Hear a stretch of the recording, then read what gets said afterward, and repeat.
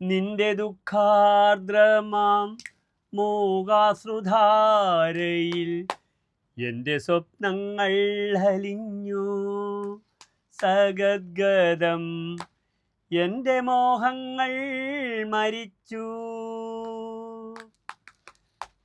നിന്റെ മനസ്സിൻ്റെ തീക്കനൽ കണ്ണിൽ വീണെൻ്റെ ഈ പൂക്കൾ കരിഞ്ഞു.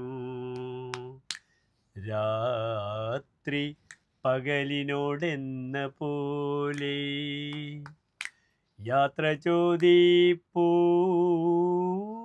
ഞാൻ സന്യാസിനി നിൻ പുണ്യാശ്രമത്തിൽ ഞാൻ. രാജഹംസത്തിലെ കാപ്പിരാഗത്തിൽ ചിട്ടപ്പെടുത്തിയ വയലാറിൻ്റെ രചന, ആലാപനം നമ്മുടെ പ്രിയപ്പെട്ട ദാസേട്ടൻ. ഈ കാര്യത്തിന് എല്ലാ ക്രെഡിറ്റും ഇത്ര മനോഹരമായി ഗാനത്തെ ചിത്രീകരിച്ച ദേവരാജൻ സാറിന് നൽകുന്നു ആദരാഞ്ജലികൾ. അത്തം നക്ഷത്ര ജാതനായ ദേവരാജൻ സാർ.